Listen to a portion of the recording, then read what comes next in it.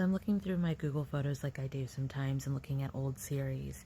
And I found the series from 2020 and it's story time, like Healing the Things. But it was when Kate and I first started working together. I was born and raised in the church, so most of the stuff that I was looking at was like the truth about Tree of Knowledge, Christ dying on the cross, Revelations, Battle in the Sky, angels versus demons. That was a lot of my focus. Also, right when I came out of the church, I was atheist for a little bit, but then I fell into that like new age sector of like angels, light and love, light worker, twin flame stuff. Um, but when people talk about dismantling their religion, dismantling the dogma like that they experience or whatever, there, I bet you, I bet you theirs doesn't look like mine. So here's two series of I'm not showing you the series right now, but they're right here. But Making the Tree of Knowledge, it's actually a 10-part series because I did number 8 twice. And then On the Cross, that series.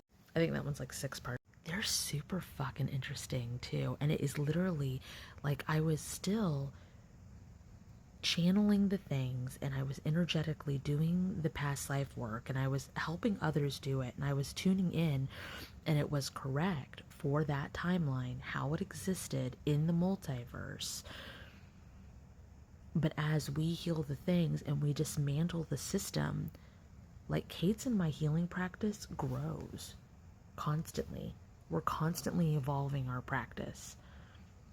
We are not talking about the same stuff we were talking about in 2020 at all. Things aren't even the way they were back then. So, like, when I look at those, I'm like, God, I can't post that because people will think that that's how I feel right now. And that's not how I feel right now. That was genuinely exactly how I felt. And that was the truth back then. That was the truth until we healed more. But it's crazy.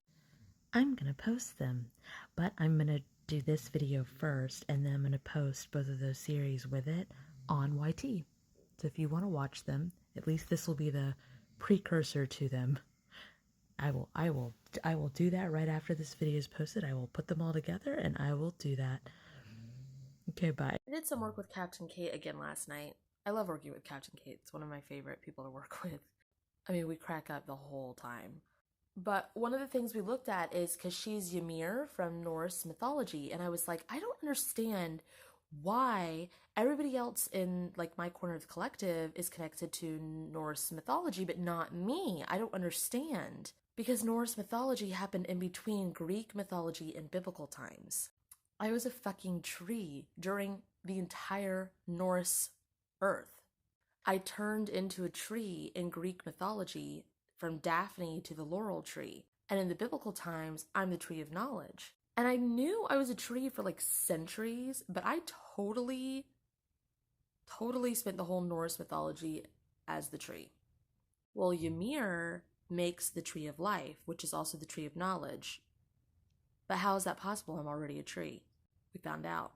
So I was trying to figure out where my twin flame was in the whole Norse mythology, because if I'm there, I'm the tree. Well, where is he? Because he was Apollo.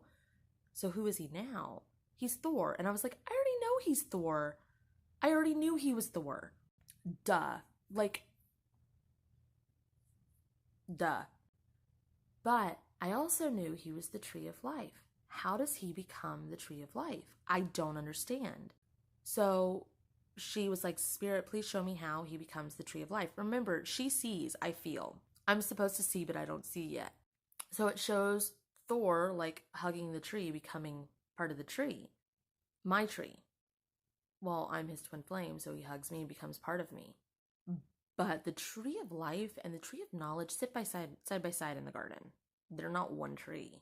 Unless that's wrong. Like, is it half and half? Like, pretty sure it's 2 different trees. We had to clear some more stuff with Thor also, and because I am his twin flame, I was allowed to merge into his body and help him change that timeline, and I got his permission, but I've had his permission since like 2014, 2015.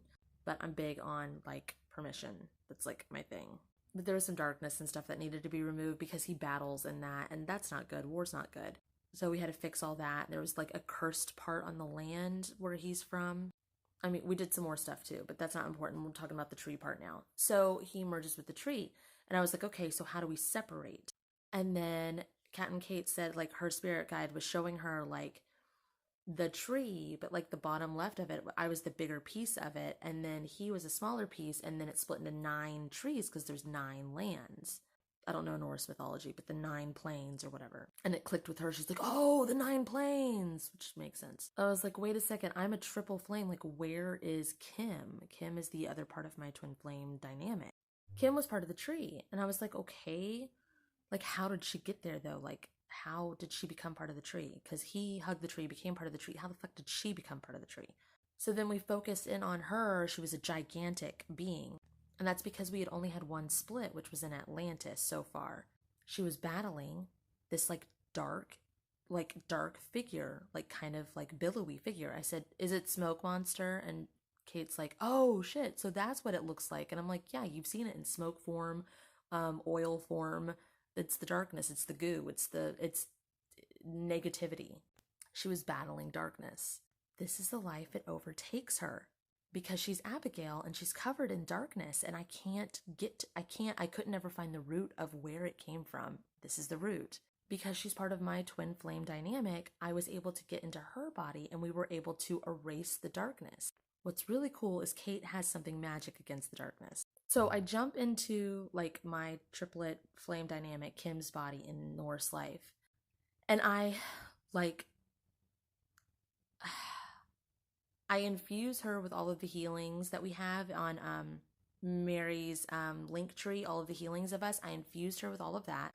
And I had like this like backpack, like I put a backpack on for like Ghostbusters kind of backpack because we have to use tangible, like we have to use things that we understand to help us do what we need to do. But while I was vacuuming up the darkness, it was spreading like glue, or not glue. Kate said it looked like, you know, when you get gum stuck in your hair and you try to clean it up and it spreads. It was spreading. I couldn't vacuum it up. Well, like a month or so, maybe a couple weeks ago, I asked for a chemical specialist on my team. Kate is my chemical specialist. She works on airplanes and jet planes in her real life, so she knows stuff that removes glue. There's a magical thing called methyl ethyl ketone. This methyl ethyl ketone, or MEK, I don't remember, she said in the business they call it this, but I like calling it methyl ethyl because methyl ethyl, that's fun. But it removes the tarry stickiness of the glue, of the darkness, of all of this, which is like amazing because it cuts our time in half. Like, it's a lot easier. Because while we're doing this stuff, it takes us a long time to try to clean this like heaviness of darkness, because this thing was as huge as like the gods. Like, it was huge. So we were able to put that on there and chain it with love and light and love and forgiveness and all of that, so that we're removing the darkness. It's kind of like, I always say it's like giving a toddler a bath. And the darkness, the dark monster, is not really a monster. It's human trauma waste, God trauma waste. It's anger and aggression and stuff built up, and it gets into all of us. Like, it's just darkness. Not evil, just heavy, dark. So now the darkness no longer gets in my triplet flame dynamic, no longer gets in Kim. So after we clean the darkness and all of that, it's like Kim becomes part of the tree. Well, how does Kim become part of the tree? She's like, I don't understand. How do they just know to hug the tree? Like, I don't get it. And I was like, it's like 9 3/4 platform. Like, they just know. If they go into the tree, they merge with it. They're gods and goddesses. Like, they know to go to the tree. So then once she merges with the tree, she no longer has the darkness, so she can be an equal part. Like, now the 3 of us are equal parts. We're equal trees.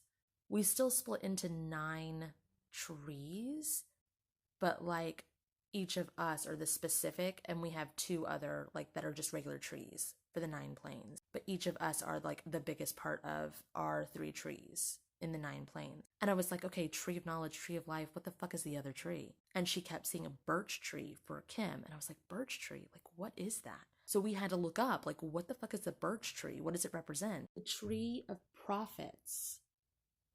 What? I know nothing about the Israel like tree of prophets. I don't know if that's always been in your religion. I have no clue because in the religion I grew up in, it was tree of knowledge, tree of life. I know nothing about this tree of prophets, if it existed before or not. I'm sure it did, but it could only exist without the darkness. Another thing that was interesting that is when Kim merged with the tree of knowledge, because she had the darkness in her to begin with, that's why the tree of knowledge is considered bad. So I was looking up the definition of the tree of knowledge also. It basically says that doing things on your own and not with the thought of God is what the evil is. And I was like, oh no, because I want people to like be their like own guru. I don't want them, I'm like, oh shit, am I doing something wrong? But I also teach people to do things in highest good and always ask God. Free will is doing it on your own. Like basically, don't listen to your human ego. That's the wrong way. And that's how we get like our souls tied up and all of these soul fragments spread out because we decide things on our own. But if we follow the divine path and we do things in the highest good and we follow God or creator or source, then that is the right way to do. That's knowledge.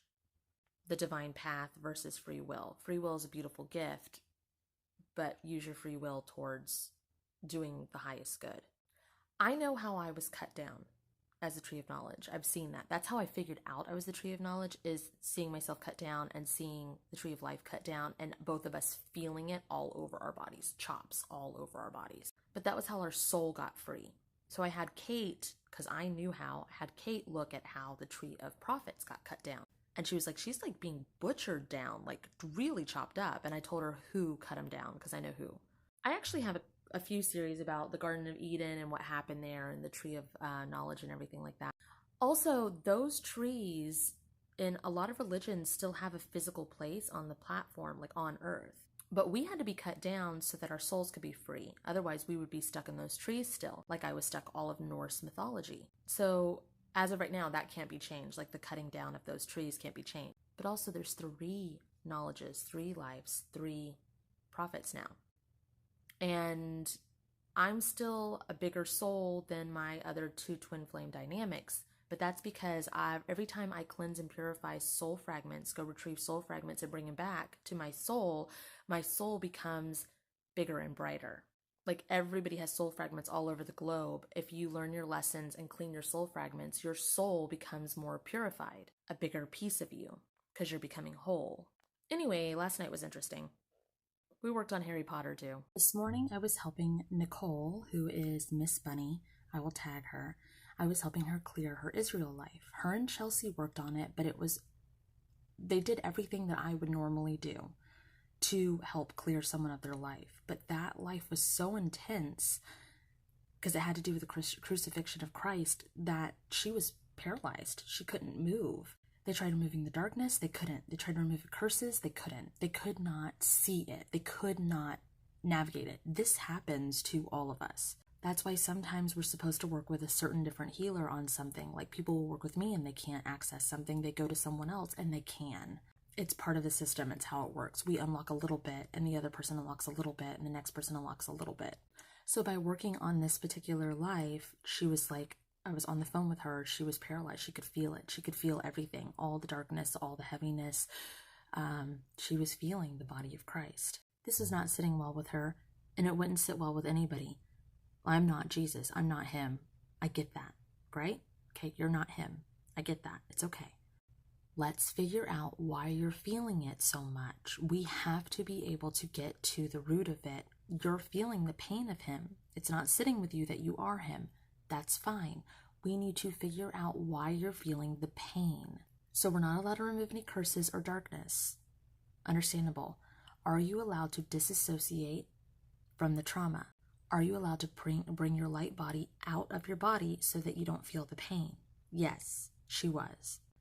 Then she was able to calm down a little bit because she wasn't feeling all of that inside of his body. She wasn't the only part of the soul that was inside of him. All of us are.